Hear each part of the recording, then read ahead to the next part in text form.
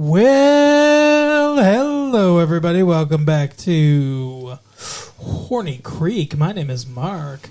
With me as always is my horny wife, Carol. How you doing today, Carol? Hey, what's up? Not much. It's been a good week here. It is May 5th, 1999, and we watched a decidedly unhorny episode of Dawson's Creek. I disagree. Oh, you think it was very horny? I don't think it was very horny, but it wasn't unhorny. If you recall how it opens. Yeah, the very beginning, I suppose, is not unhorny. I mean, I think Joey and Dawson were totally about to go have sex. Oh, 100%, yeah. Yeah, they were. So it's after the wedding thing, and they're making out. It's one of the few episodes that doesn't open in his room. Yeah, they were at the ladder right by his room. Right. It opens adjacent to his room, but there's a special guest star in his room, waiting for the episode to begin, I guess. But yeah, they were making out pretty hardcore. Going up to his room, I 100% was like, oh my god, they're gonna. Well, and he was saying to her, "We don't need to talk about it or whatever." Mm-hmm. Like they were just gonna go do it. But then Jen cock-blocked them with the death of Abby Morgan. What a weirdo, though, to just be sitting in his room. Like, that's so rude. Why do all these women think that they can just crawl in his window and that's okay?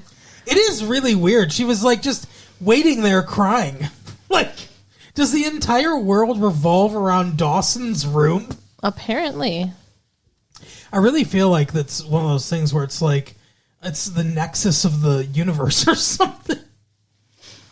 So the whole episode is like revolving around Abby's death and the funeral and like it's really disturbing to realize that her entire life was basically a lie. What do you mean? Because her parents think that Andy is like her best friend. Oh, yeah, that's true. Well, that she talked about her a lot. Yeah. And said nice things about her. Yeah. And they are under the impression that she had friends and, like, that she was a normal teenage girl, right? Yeah. And then she acts like this, like, crazy, bitchy weirdo at school, which I'm thinking is also an act and not who she is. 100%, yeah. Well, we were clued into the fact that she's one of those types of people. Mm-hmm. In the very first episode, she was in the Breakfast Club episode, where she was like, "Oh yeah, I had sex with the entire football team or whatever," and it's like, no, she didn't. Yeah, she was probably a virgin, right? Yeah, she is just she was a fake liar. Yeah. This may be a short episode. I'm just going to warn everybody because maybe you have a lot to say about it. I'm not sure, but as Carol pointed out, this revolves completely around this one plot line with a very, very small minor thing that's probably going to be a bigger plot line down the road.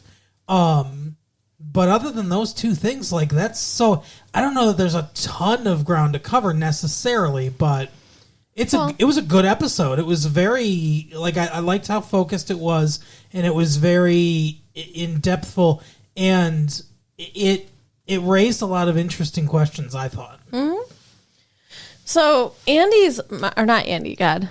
What the hell was her name? Abby. Jen. Oh, Abby. Abby's mom thinks that Andy is her good friend and asks her to do her eulogy. Yeah, she said, nobody has stepped up to say anything. Will you say something at the funeral? And she says, she's a people person. So right, she was a people pleaser. So she's like, yeah, I guess I will. Yeah, which is just ridiculous. They were enemies, right? Well, at the beginning, too, like a grief counselor comes into the school and starts talking to them, and Andy's like, oh, she was a beautiful soul or whatever, and Jen just is pissed and walks out. Yeah, because everybody's being fucking fake. And that, it has parallels to things. So, in my life anyway, not to name any names, I'm not going to name anyone's name here, but when I was in school, there was one of my classmates, a few grades below me, was shot and killed by one of his friends in what was probably an accident. At the time, rumors went around that it was on purpose or whatever, and the guy did end up going to juvenile detention for a few years for it, until he was 18, I'm pretty sure. But I don't think it was intentional. I think it's one of those things where it's like the rumor mill just runs rampant or whatever.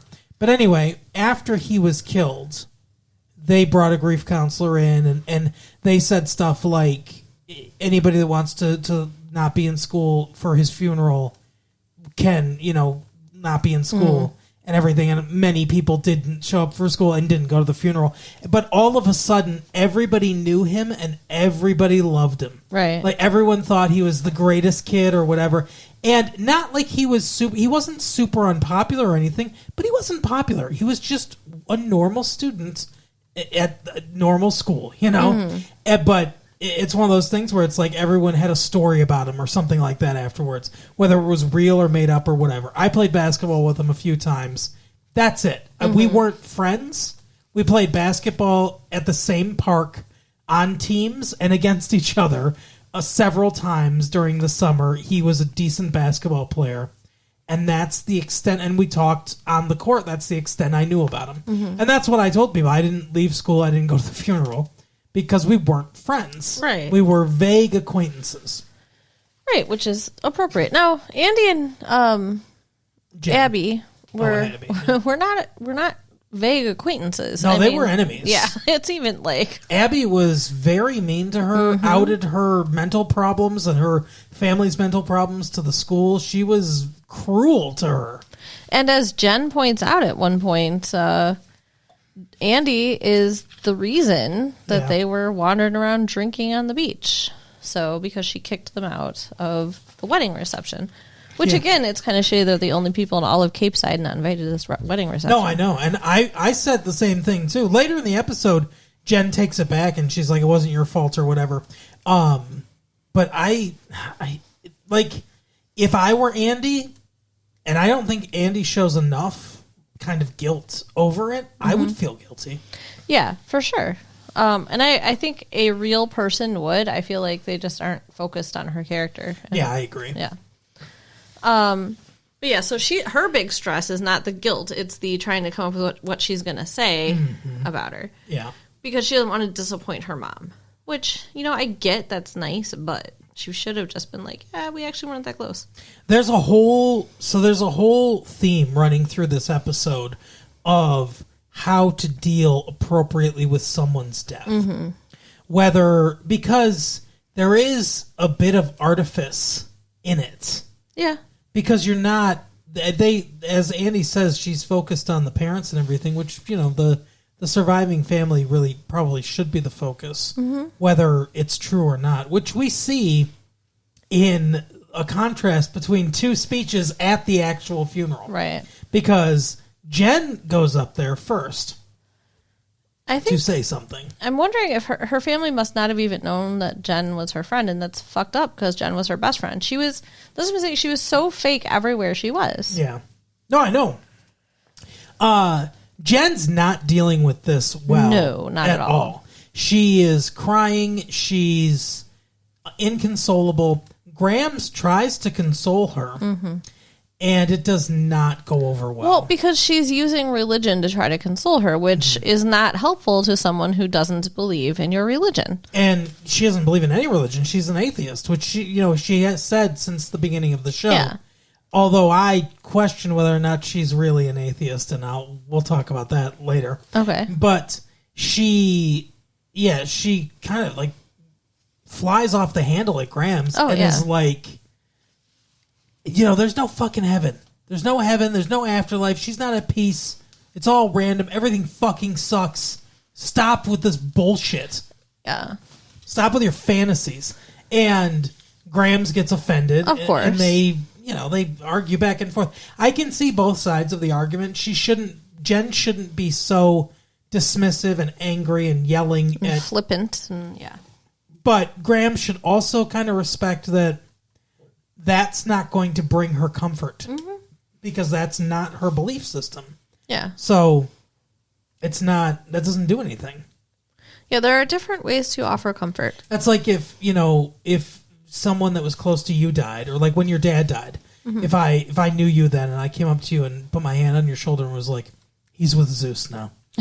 You know what I mean? Right. Like, that wouldn't give you any comfort. Exactly. Like, he's probably riding a dolphin with Poseidon. So, Yes, let's sacrifice a goat to the harvest and move on. And Jen's like, and if there was a God, then why would he, allow this to happen? Well, that leads into her eulogy, in quotes, I guess. The pastor says, "Hey, does anyone want to say some words about Abby Morgan?" And everyone just kind of like looks around and everything. And then Jen gets up and goes up to the very tall pulpit. Yeah.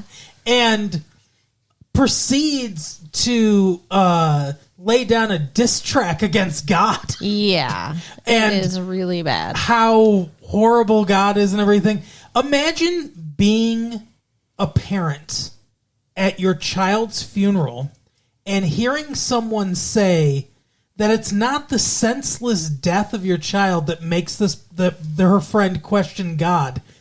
It's her life. Her mere existence makes her question, how could a benevolent God exist when there's Abby Morgan in the world?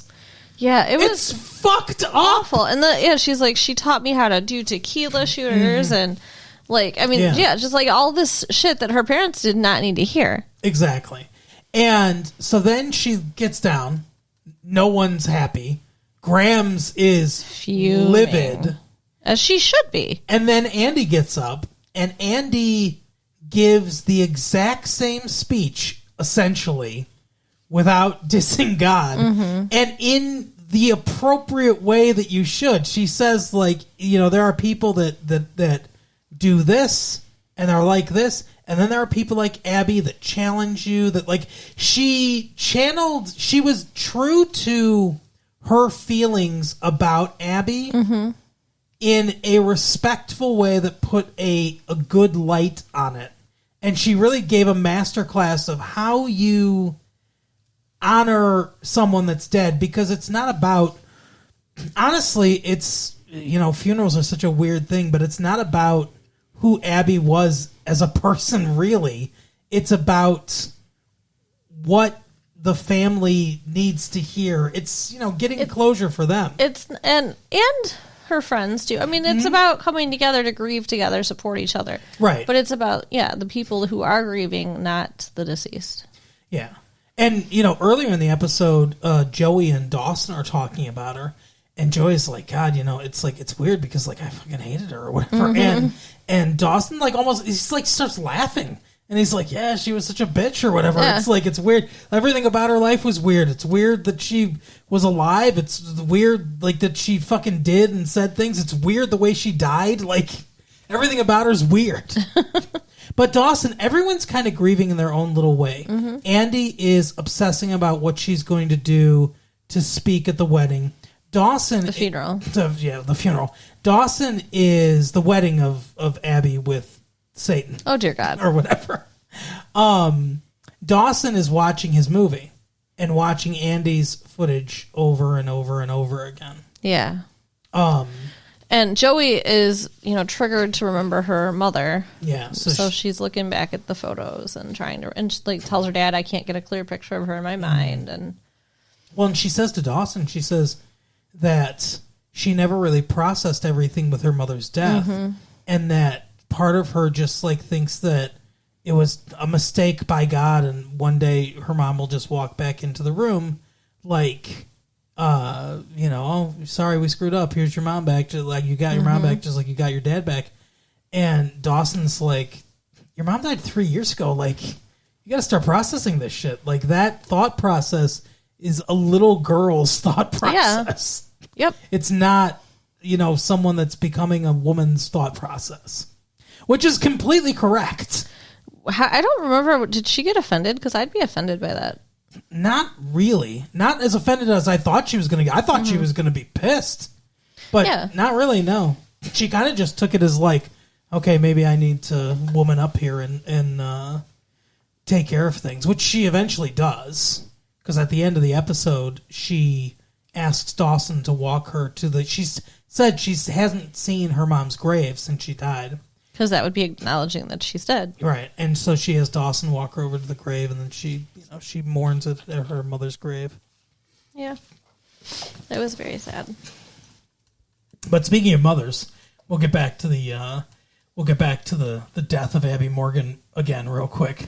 At least there's not much of Pacey in this episode. Like he hasn't had much to do at all. He's just an accessory with Andy. He's trying to support Andy as much as he can. It's like I kind of don't like his character with her. They've like neutered him, and like he is just all about Andy and just supporting Andy all the time. Yeah, he was like the bad boy doing interesting stuff and everything, fucking his teacher and everything, and now it's like you're right. He's just a dutiful boyfriend. He's another Dawson, really. Yeah, I mean, and it's fucked up though. Like, I mean, it's obvious like his trauma or whatever from his family has fucked him up, but he's just made his entire life about her. Yeah. Oh, 100%. So, but he needs to find something else. I agree. I really don't love them together, honestly. But so Dawson's mom mentions the piece that she did about the girls, which I thought was she was going to bring something up about Andy, but she doesn't.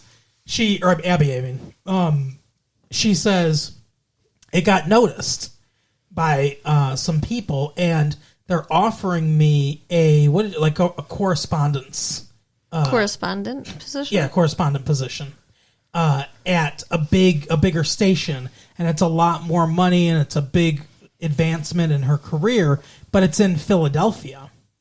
And remember, they're in Maine. Yeah. And Dawson's like, oh, fuck, Philadelphia. He's like, I don't really want to move to Philadelphia. He's like, I have, a couple of years left to school. And she goes, no, I wouldn't. She goes, no, there's no way I'd make you move to Philadelphia, because it's weird because you think there's going to be, it's almost anti-writing, really. I think they're going to do something interesting with it, but it's like you would think there would be more of a conflict here. Like, she might be uprooting his life or whatever, but she's completely understanding. She's like, no, you have a couple years of high school left. There's no way I'd uproot you now. So your father would move back into the house because we can only afford this one set. And and I would go to Philadelphia and come back on weekends to see you and stuff as often as I can. And he's like, huh. And he's like, well, you're just going to give up on trying to get Dad back? Because remember last episode, she was like all resolved, like I'm gonna fight and get him back or whatever, and then he shows up to the wedding with the girl and she's like, I'm going to Philadelphia. But she's like, well, he's made it clear he doesn't want to be with me or whatever. So I think that's fair. I mean, at this point I would let it go. I mean, she cheated on him. If he doesn't want to be with her, that's his right. I do think it's pretty fucked up that Dawson has a conversation with his dad later, tells him about the Philadelphia thing and stuff. And he's like, oh, good for your mom or whatever. And he's like, yeah, you really fucking care about people you love or whatever, right? Keep the people you love close. Fucking hypocrite or whatever. And he because it's something that his dad said earlier. And he shakes his head and walks away. And it's like, Dawson, you're being pretty fucking unfair to this dude. Like, he has done things since the beginning of the show where I'm like, yeah, I mean, he's not the best character in the world. Like, he's not as great and idealistic as you initially think. Right. And he probably did some stuff that, was not great for his marriage. And the way he reacted to her cheating was sometimes understandable, but sometimes just needlessly cruel. And so, you kind of felt bad for her. But at the end of the day, she cheated on him. And it's like, to make him feel bad about not wanting to go back into a marriage with her when she hurt him that fundamentally, that's pretty shitty. Yeah, cut him some slack. He was the victim in this situation. Yeah, I don't know why we've turned it around. Or I guess Dawson's turned it around, but it's the focus is always on how Dad's wrong now. Yeah, well, because he doesn't want to get back with her, and she wants to be with him again. And it's because he did some fucked up shit with let's have an open marriage, and let's do this, and I'm just gonna string you along and shit. And it's yeah. Yeah, but at the same time, it's when you've been cheated on, different people deal with things in different ways. I mean, he could have beat the fucking shit out of that dude. Yeah, could have. He is TV's The Flash, so he could definitely take down a dude. But yeah, so we don't know what's going to happen with that. That's the the little offshoot of the small little plot thing that's happening that we assume down the line is going to have bigger implications. But we're firmly focused on Abby Morgan and her death. Yeah. I don't know that we mentioned when Jen and her grandma were fighting earlier. Jen was also drunk. Like, she showed up drunk and didn't even hide it. No. Just totally owned it. Yep. And then she pisses grandma off more at the funeral. Yeah. And when she gets home from the funeral, all her shit is on the screen porch. Yep. And Grams is like, listen, you deserve to live in a house of somebody you respect. And that's obviously not me. Right. And she's like, you know, you're wasting all this time rebelling against me, you know, and against whatever and stuff. And she's like, you know, you need to fucking go your own way, find a different place to live. She's like, you don't know how much I love you and you don't know how much this hurts me, but you need to find someplace else to live. I think this is a little fucked up. Like, I get it, but she agreed to take her in. Her parents sent her there from New York to live with Grams. Mm-hmm. She's like, what, 16?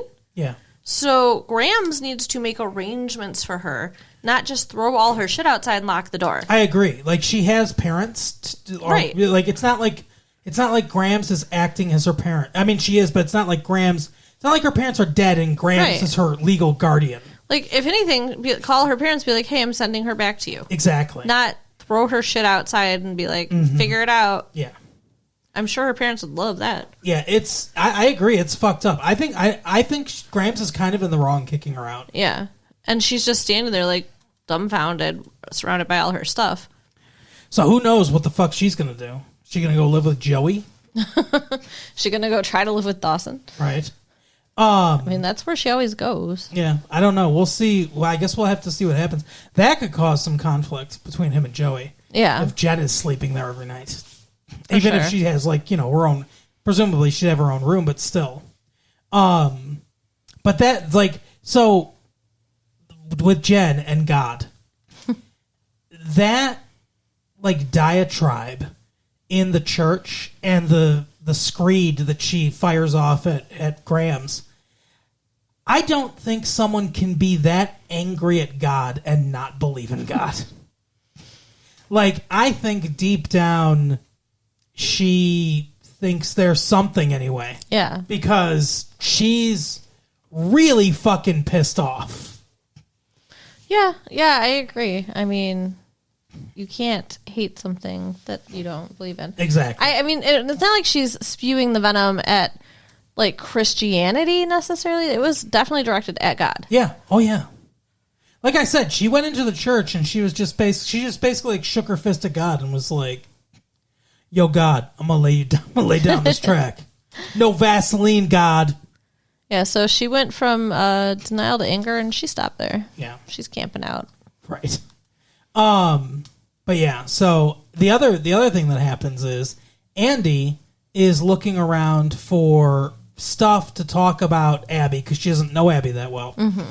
She goes to Abby's house and has another conversation with her mother, and she goes and looks around in Abby's room, and she finds her diary. And her diary is just, like, filled with stuff like... I hate my mom so much. Yeah, my mom's a fucking bitch. She did this, and, like... And Jen Shipley's such a... Which I didn't realize Shipley was Jen's last name. I didn't notice that. But Jen Shipley's a fucking whore, you know, and stuff. She stole this guy, like, fuck her, and... Like, it's just a bunch of terrible shit, right? Yeah. And so Andy's like, oh, my God. And she leaves. The funeral happens. She gives her little speech. And then she's sitting there with Pacey, and she's like, oh, my God.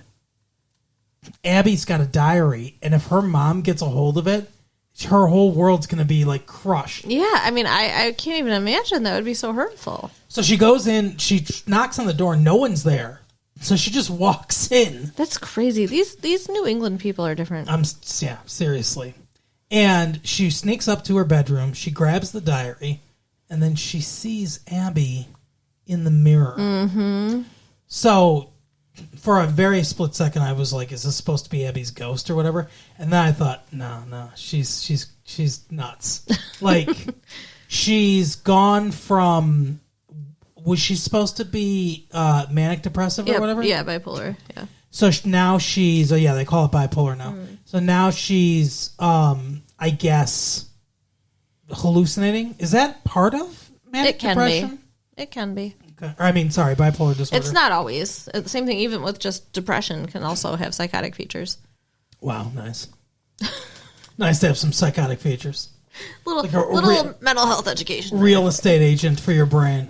Oh, wait, over here we've got some psychotic features. So that's how the episode ends. Is on that, and I was like, oh, okay. So, it was weird because I was thinking, like, unrelated to anything else. I was thinking throughout the episode, I was like, we've so much glossed over, like, she's taking this medication and stuff, and her mental health stuff. I was like, we're really glossed over that. So I agree that it's possible that that's what the writers are doing, but I kind of felt like it was Abby's ghost saying thank you because she helped out. By saying the nice stuff at the funeral. Maybe. I guess we'll see. The next few episodes. If hallucinations come up more, then we'll know it's the one thing. If not, then I guess it's just Abby. Don't shed a tear for Monica Keena, by the way. Because I read in Variety. This was her decision. Okay. She did not get fired from the show. She decided she wanted to leave the show. And apparently, she said in an interview, can you please kill my character? She must not have liked Abby. She wanted her character to die. She wasn't a nice character, so. So they did, I think, as good of a job as they could, and they made what was, like I said, a very interesting episode. I was, riveted to this episode. It had a lot of interesting philosophical, ideas about the nature of death, the nature of grieving, how truthful should you be in grieving and stuff like that, because nothing that I almost called her Michelle Williams. Nothing that Jen said from her perspective anyway, maybe some of the stuff about God, but nothing that she said from her perspective was wrong. Abby was a contradiction. Abby did live life on her own terms. Abby was like, fuck polite society and the social contract and all that stuff. I'm going to say and do what I want to do. That was how her character was. It was, but only when she wasn't with her family. Yeah, apparently. Which is, because you saw her with her family the one time. Well, yeah, that's true. She didn't want to tell her mom that she got kicked out of that party and everything, and so she just sat on that rock and cried or whatever. All night. Yeah, I feel bad for her character. Obviously, she put up a bunch of walls and fences and things because she didn't want to let people in. So it's a tiny little tragedy in this small New England town. But eventually she'll get a picture in a yearbook, and then people will just move on because that's what happens in these kinds of situations. Yeah, sad for her parents though. Yeah, well, for sure. But yeah, that's, do you have anything else that you want to say about the episode? No. I thought it was fantastic. Maybe one of the best. It was really good. But yeah, so Carol, tell the people where they can find your diary. I don't know. Well, I do have a couple diary entries on our website at www.retrolatefee.com. Mm-hmm. You could also write us at latefee1994 or latefee1994. I'm sorry, guys. You got it. At AOL.com. We're all over it. Check out the Patreon at patreon.com/retrolatefee and share the tapes with your friends. All right, we'll see you next time. Bye. Bye.